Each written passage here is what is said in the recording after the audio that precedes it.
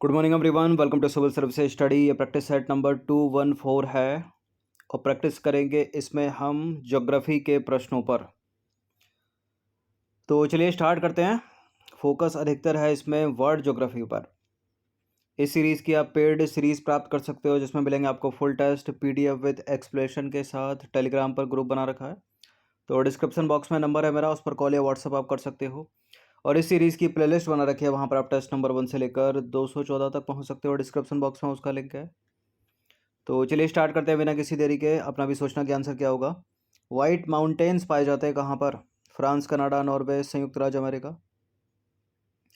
White mountain north America में पाए जाते हैं, ठीक है। नॉर्थ अमेरिका में भी, संयुक्त राज्य अमेरिका में। तो डी है इसका आंसर। तो वाइट माउंटेन संयुक्त राज्य अमेरिका के कैलिफोर्निया में पाए जाते हैं। इनका जो विस्तार है लगभग 37 डिग्री उत्तरी अक्षांश तथा 180 डिग्री पश्चिमी देशांतर के मध्य मिलता है। क्वेश्चन नंबर 2 पर आ जाइए। दिल्ली का विस्तार हिमालय का विस्तार अराकनयोमा निम्नलिखित में से किस देश में स्थित है? अराकनयोमा क्या है? हिमालय का विस्तार है। किस देश में है? ये म्यांमार में है, ठीक है। विकल्प नंबर ए इसका आंसर है। तो हिमालय का विस्तार है अराकनयोमा, म्यांमार में। नंबर 3 पर आ जाइए। निम्नलिखित पर्वतों में से कौन राइन नदी के किनारे अवस्थित है? बड़ी इंपॉर्टेंट है राइन नदी। स्टेट PCS के लिए बहुत प्रश्न बने इससे। तो ब्लैक फॉरेस्ट है, ठीक है। ए है इसका आंसर। तो राइन नदी जो है स्विट्जरलैंड में आल्प्स पर्वत से निकलती है। कहाँ से निकलती है? आल्प्स माउंटेन से निकलती है। किन देशों में बहती है? जर्मनी और नीदरलैंड में बहती है। कौन से सागर में गिरती है? तो उत्तरी सागर में गिरती है। और कोलोन और वान शहर जो हैं वो इसी नदी के तट पर स्थित हैं, इसी किसी राइन नदी के तट पर। और इसके पूर्वी किनारे पर है ब्लैक फॉरेस्ट माउंटेन और इसके पश्चिमी किनारे पर है वॉसजेस माउंटेन, ठीक है। तो याद रखना इतनी बातों को। क्वेश्चन नंबर 4 पर आ जाइए। निम्नलिखित में से कौन सा प्राचीन वलित पर्वत नहीं है? प्राचीन वलित पर्वत नहीं है। यूराल, अरावली, एंडीज और अपलेशियन। अरावली पर्वत एक प्राचीन वलित पर्वत है जो एक अवशिष्ट पर्वत है वर्तमान में, ठीक है। अपलेशियन भी एक वलित पर्वत है प्राचीन। यूराल भी एक वलित पर्वत है प्राचीन। प्राचीन एक इंडिकेट कर रहा है यहाँ पर। एंडीज भी एक वलित पर्वत है, लेकिन ये नवीन वलित पर्वत है, प्राचीन नहीं है। तो सी इसका आंसर है। तो दिए गए विकल्पों में यूराल पर्वत हो गया, अरावली पर्वत हो गया, अपलेशियन पर्वत हो गया, ये प्राचीन वलित पर्वत के एग्जाम्पल हैं। जबकि एंडीज जो है एक युवा वलित पर्वत है, यानी नवीन वलित पर्वत है। तो एंडीज भी एक वलित पर्वत है, लेकिन थोड़ा और डीप घुसेड़ के अगर पूछेगा तो युवा और प्राचीन को जो है एलिमिनेट कर दीजिएगा। देखिए, भारत की भौगोलिक संरचना में अरावली की अगर हम बात करेंगे इसकी, तो एक प्राचीनतम वलित पर्वत है और यह संसार की जो है, न केवल भारत बल्कि संसार की सबसे प्राचीन पर्वत श्रृंखला है, जो राजस्थान को उत्तर से दक्षिण की ओर 2 भागों में बांटती है। अरावली का जो सर्वोच्च पर्वत शिखर है वो राजस्थान के सिरोही जिले में जो है गुरु शिखर है, और उसकी ऊंचाई कितनी है? 1722 मीटर, और यह है माउंट आबू में, ठीक है। माउंट आबू राजस्थान का शिमला है। क्वेश्चन नंबर 5 पर आ जाइए। ड्राकेंसबर्ग पर्वत निम्नलिखित में से किस देश में स्थित है? ड्राकेंसबर्ग पर्वत स्थित है दक्षिण अफ्रीका में, यानी साउथ अफ्रीका में। तो ड्राकेंसबर्ग पर्वत साउथ अफ्रीका का जो है सर्वोच्च पर्वत है और इसकी ऊंचाई है 3482 मीटर। उसका विस्तार जो है दक्षिण अफ्रीका और लेसेथो 2 देशों में है। क्वेश्चन नंबर 6 पर आ जाइए। 2 स्टेटमेंट वाला प्रश्न है, बताना कि इनमें से कौन सा करेक्ट होगा। पहला स्टेटमेंट है माउंट टिटलिस स्विट्जरलैंड में स्थित है और स्पेन और फ्रांस के मध्य पिरेनीज पर्वत जो है वो सीमा बनाता है। ये दोनों की दोनों बातें करेक्ट हैं, सी है इसका आंसर। क्वेश्चन नंबर 7 पर आ जाइए। दक्षिण अमेरिका में खनिजों का भंडार जो क्षेत्र है वह निम्न में से कौन सा है? कौन सा हो सकता है? Brazil, Bolivia, पेंटागोनिया। क्या? पेंटागोनिया का पठार। तो दक्षिण अमेरिका में खनिजों का जो भंडार है वो पेंटागोनिया के पठार को कहा जाता है, और साउथ अमेरिका एक अलग कॉन्टिनेंट है, आपको पता होगा, बहुत सारे देश इसमें आते हैं। क्वेश्चन नंबर 8 पर आ जाइए, निम्नलिखित में से कोई एक जो है सही सुमेलित नहीं है। टेलीग्राफ पठार के सामने हिंद महासागर लिखा है, कोको कटक के सामने प्रशांत महासागर, बेलविस कटक के सामने अटलांटिक महासागर और अग्लुहास बेसिन के सामने हिंद महासागर या इंडियन ओशियन।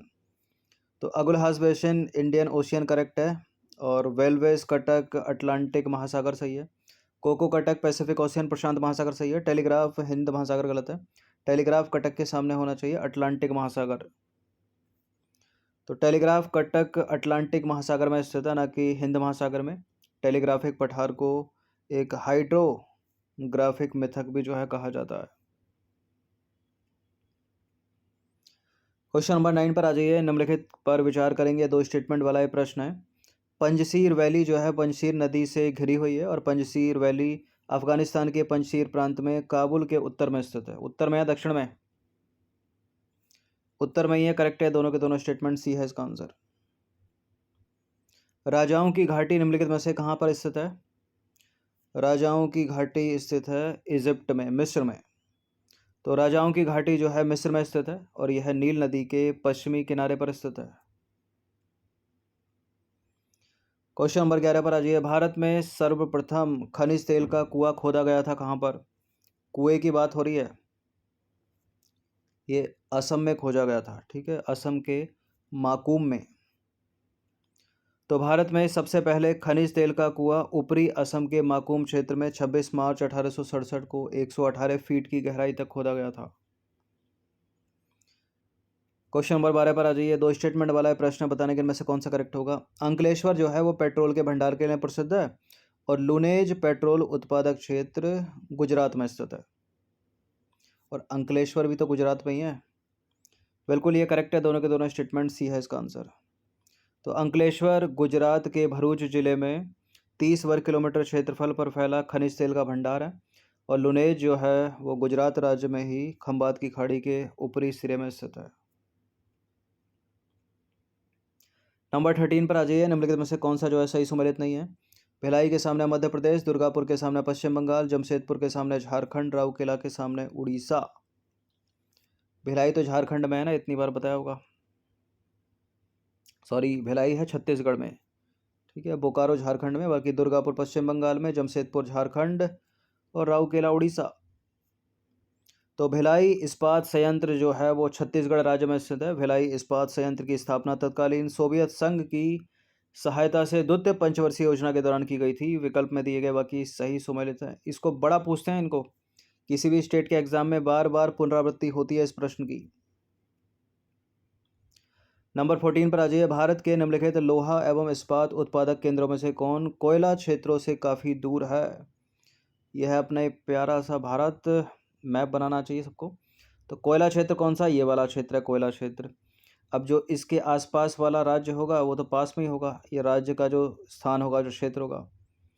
तो बोकारो हो गया झारखंड में, दुर्गापुर पश्चिम बंगाल में, कुल्टी आसनसोल पश्चिम बंगाल में, तो ये तो सब नियरेस्ट ही हो गए। ये भद्रावती महाराष्ट्र में है, ठीक है, तो यही दूर हो गया ये। तो इसका आंसर क्या हो जाएगा? डी हो जाएगा।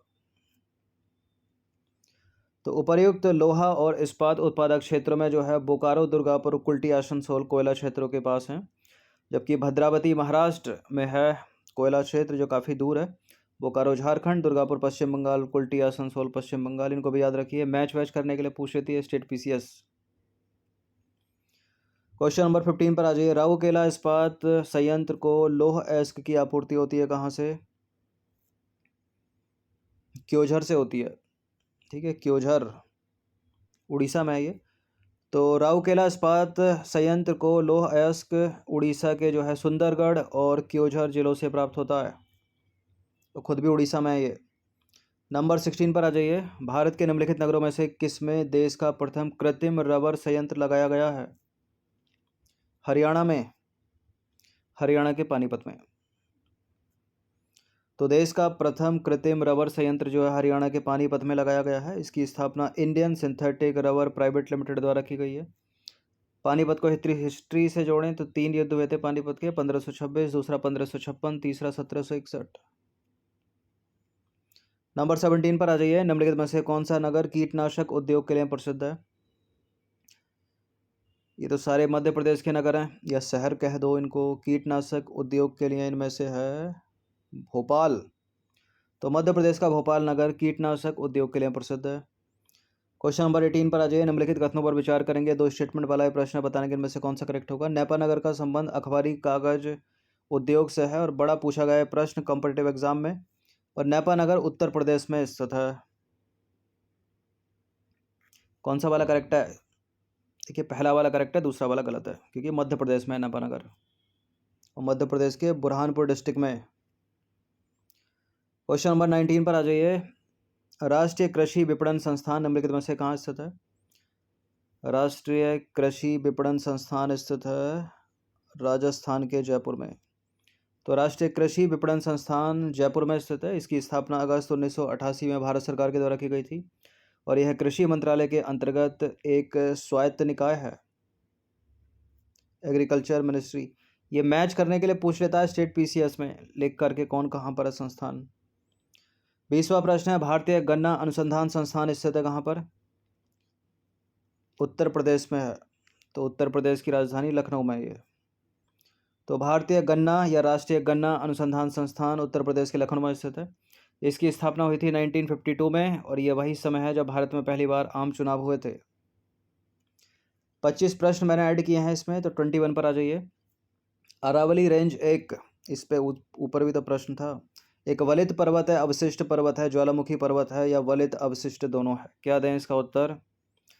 देखिए एक प्राचीन वलित पर्वत है जो अब एक अवशिष्ट पर्वत बना हुआ है, तो ए और बी, डी मारेंगे हम इसका आंसर। तो अरावली रेंज जो है विश्व के सबसे पुराने वलित पर्वतों में से एक है जो अब एक अवशिष्ट पर्वत के रूप में है। इसकी ऊंचाई है 300 मीटर से 900 मीटर के बीच में। अरावली रेंज की सबसे ऊंची चोटी है माउंट आबू पर स्थित गुरु शिखर। ऊंचाई कितनी? 1722 मीटर। और यह मुख्य रूप से एक वलित पर्वत है जिसका निर्माण दो प्लेटों के अभिसरण के कारण हुआ है। देखिए इस रेंज का जो विस्तार है गुजरात के हिम्मतनगर से शुरू होकर हरियाणा, राजस्थान और दिल्ली तक फैला है, लगभग 720 किलोमीटर। तो इतनी चीज़ें इंपॉर्टेंट है, इनको याद रखिएगा। क्वेश्चन नंबर 22 पर आ जाइए। किन दक्षिण अमेरिकी देशों से होकर भूमध्य रेखा गुजरती है? किन साउथ अमेरिका के वो कौन कौन से देश हैं जिनसे होकर भूमध्य रेखा गुजरती है? इक्वेटर की बात हो रही है, 0 डिग्री। यह अपनी सुंदर सी पृथ्वी बीच से एक रेखा खींचेंगे 0 डिग्री, इसी की बात हो रही है। यहाँ पर इसके आसपास के क्षेत्रों में पर्याप्त मात्रा में सनलाइट है, रेनफॉल है। ठीक है, ट्रॉपिकल एवरग्रीन फॉरेस्ट यहाँ पर पाए जाते हैं। तो इक्वाडोर एक साउथ अमेरिकी देश है, दक्षिण अमेरिकी देश है जिससे होकर गुजरती है 0 डिग्री। कोलंबिया भी एक दक्षिण अमेरिकी देश है जिससे होकर गुजरती है 0 डिग्री या भूमध्य रेखा। अर्जेंटीना भी एक दक्षिण अमेरिकी देश है लेकिन इससे होकर भूमध्य रेखा नहीं गुजरती है। तो थर्ड को एलिमेंट करो तो जरा, जिसमें थर्ड है वो नहीं होगा। और सोमालिया तो अफ्रीका का देश है, तो इससे होकर गुजरती तो है भूमध्य रेखा लेकिन ये दक्षिण अमेरिकी देश थोड़ी है, तो तीसरे को भी हटा दो। तो इसका आंसर, सॉरी हमको चौथा हटाना था ना पहले, तो चौथा हटाओ, ये हटाओ, इसको भी हटा देंगे हम। चौथा हट के तो केवल 1 और 2 इसका आंसर बचेगा। तो देखिए भूमध्य रेखा जो है या विषुवत रेखा या 0 डिग्री अक्षांश रेखा विश्व के कुल 13 देशों से होकर गुजरती है। अगर इनको अलग अलग महाद्वीप में हम बांट लें तो दक्षिण अमेरिकी महाद्वीप के जो देश हैं वो हैं इक्वाडोर, कोलंबिया और ब्राज़ील। ये दोनों थे, इसने लगाए हमने।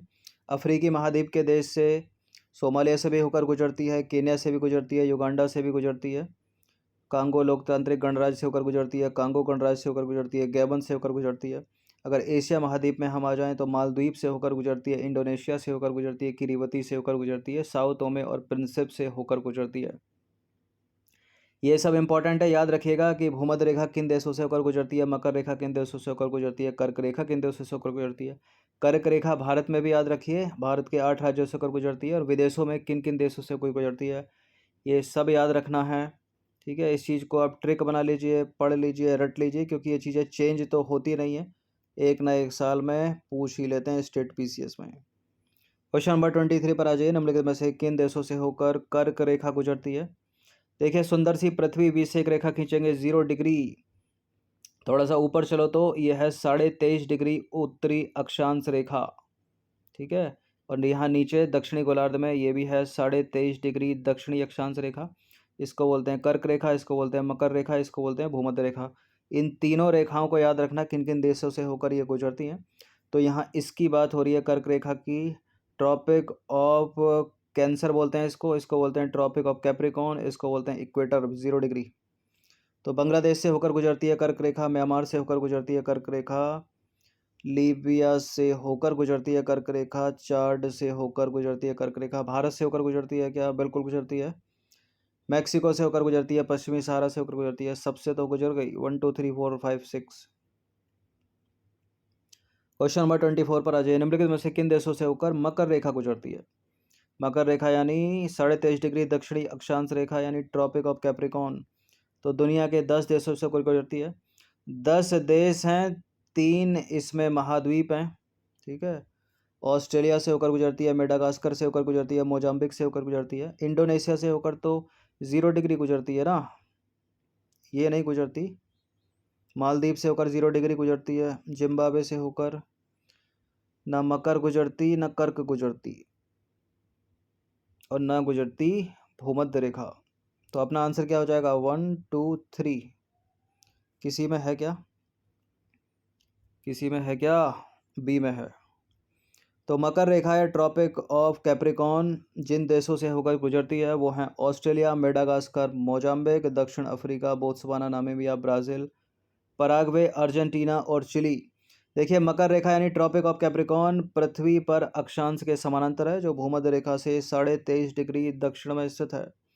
और मकर रेखा जो है 10 देशों से होकर गुजरती है, 3 महाद्वीपों से होकर गुजरती है और 3 जल निकायों से होकर गुजरती है।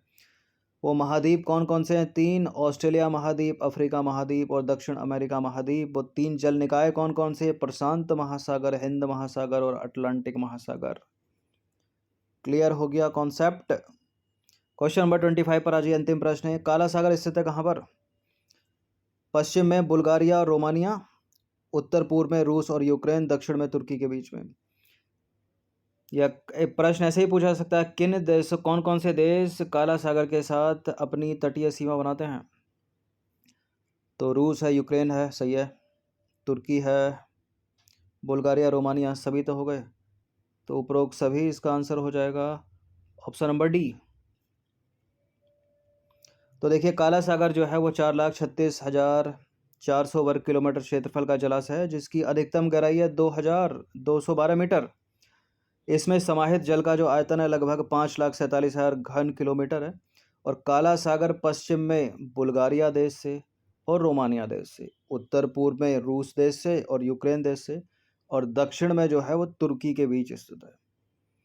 तो ये भी सब आपको पता होना चाहिए, कई बार मैंने इनकी प्रैक्टिस कराई है कि काला सागर से कौन कौन से देश लगे हैं, भूमध्य सागर से कौन कौन से देश लगे हैं, लेक विक्टोरिया से कौन कौन से लगे हैं, कैस्पियन सागर से कौन कौन से लगे हैं, लाल सागर से कौन कौन से लगे हैं। और कभी कभी तो ऐसे पूछ लेता है कि ये है अफ्रीका कॉन्टिनेंट, तो इस अफ्रीकी कॉन्टिनेंट में यहाँ सब जो है वो अफ्रीकी देश हैं, और इधर बहता है कौन सा सागर, हिंद महासागर। तो इनको भी बता दो कौन कौन से हैं वो, ठीक है। कभी कभी तो दक्षिण से उत्तर की ओर पूछ लेगा, कभी कभी उत्तर से दक्षिण की ओर पूछ लेगा। तो चैनल से जुड़े रहिएगा, सबकी प्रैक्टिस हो जाएगी। बाकी इस सीरीज़ की आप पेड सीरीज़ प्राप्त कर सकते हो, डिस्क्रिप्शन बॉक्स में उसका लिंक है, डिस्क्रिप्शन बॉक्स में मेरा नंबर है, उस पर कॉल या व्हाट्सअप कर सकते हो आप। धन्यवाद, हर दिन प्रैक्टिस करते रहें।